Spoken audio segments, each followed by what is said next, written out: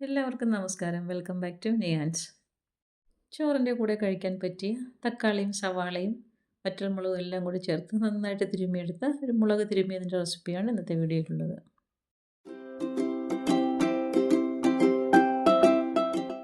ഇത് തയ്യാറാക്കുന്നതിന് വേണ്ടി ആദ്യം നമുക്ക് കുറച്ച് പുളി ഒന്ന് കുതിർത്തിയെടുക്കണം. അപ്പോൾ ഒരു ചെറിയ നിലയ്ക്ക് വലുപ്പത്തിലുള്ള പുളിയാണ് എടുത്തിരിക്കുന്നത്. ഒരു ബൗളിലേക്ക് ഇട്ട് കൊടുത്തതിന് ശേഷം കുറച്ച് വെള്ളം ഒഴിച്ചു കൊടുക്കാം. 1 ടീസ്പൂണോളം വെള്ളം മതിയാകും. ഇനി ഈ വെള്ളത്തിലിട്ട് നന്നായിട്ട് ഇതിനെ ഒന്ന് കുതിർത്തെടുക്കാം. വെള്ളം ഒരുപാട് ഒഴിച്ചു കൊടുക്കേണ്ട. ഇനി ഒരു പാൻ അടുപ്പിലേക്ക് വെച്ച് കൊടുത്ത് അതിലേക്ക് 1 ടേബിൾ സ്പൂണോളം നെയ്യ് ഒഴിച്ചു കൊടുക്കാം. നെയ്യ് നന്നായിട്ട് മെൽറ്റായി വരുമ്പോൾ അതിലേക്ക് ഒരു 4-5 വറ്റൽമുളക് നന്നായിട്ടൊന്ന് ഫ്രൈ ചെയ്ത് കളർ മാറുന്നവരെ ഒന്ന് വറുത്തെടുക്കാം. ഈ മുളക് നെയ്യിലൊക്കെ കിടന്ന് നന്നായിട്ട് മൂത്ത് വരുമ്പോൾ നല്ലൊരു മണമാണ്.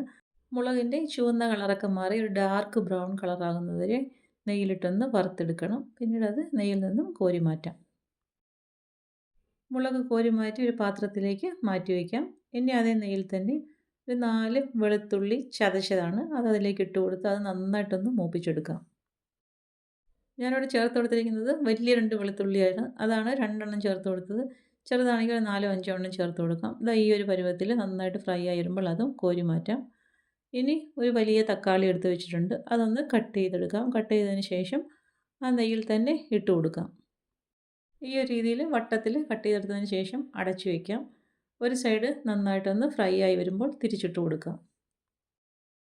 തക്കാളി അരിയുമ്പോൾ ഇങ്ങനെ വട്ടത്തിൽ തന്നെ അരിഞ്ഞെടുത്തോളൂ. അപ്പോഴാണെങ്കിൽ നന്നായിട്ട് തിരിച്ചും മറിച്ചു വിട്ട് നല്ലതുപോലെ ഫ്രൈ ചെയ്തെടുക്കാൻ പറ്റുകയുള്ളൂ. അപ്പം ഇതേപോലെ തിരിച്ചിട്ട് കൊടുത്തതിന് ശേഷം വീണ്ടും മൂടി വയ്ക്കാം. ഇനി ഇട്ട് കൊടുത്ത് ആ ഭാഗം നന്നായിട്ട് ഫ്രൈ ആയി വരുമ്പോൾ അതും നെയ്ക്കകത്തുനിന്ന് കോരി മാറ്റാം.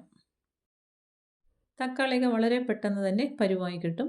അപ്പോൾ ഫ്രൈ ചെയ്തതെല്ലാം കൂടി നമ്മളൊരു പാത്രത്തിലേക്ക് മാറ്റി വെച്ചിട്ടുണ്ട്.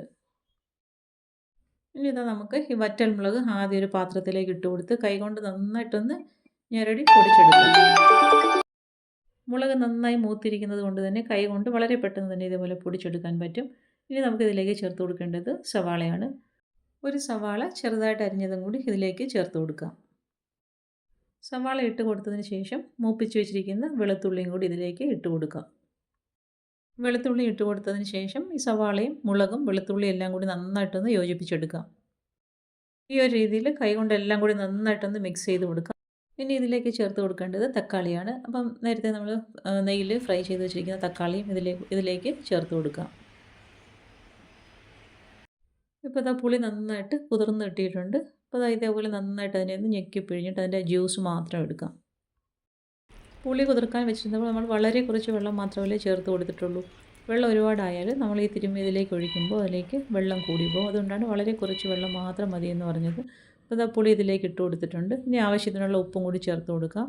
പിന്നീട് കുറച്ച് മല്ലിയിലയും കൂടെ ഇട്ട് കൊടുത്തതിന് ശേഷം നന്നായിട്ട് ഇനി എല്ലാം കൂടി കൈ കൊണ്ടൊന്ന് മിക്സ് ചെയ്തെടുക്കണം. ഇത് നന്നായി കൈ കൊണ്ട് തിരുമ്മിയെടുക്കുമ്പോൾ തന്നെ തക്കാളിയിലുള്ള ജ്യൂസൊക്കെ അതിലേക്ക് ഇറങ്ങിക്കൊള്ളും. ഈ ഒരു രീതിയിൽ കൈ കൊണ്ടിങ്ങനെ മിക്സ് ചെയ്തെടുക്കുമ്പോൾ തക്കാളി നിന്നൊക്കെയുള്ള ജ്യൂസൊക്കെ ഇറങ്ങിയിട്ട് അത്യാവശ്യം നന്നായിട്ട് അതിന് ഒരു ലൂസ് പരുവത്തിൽ കിട്ടിക്കോളും.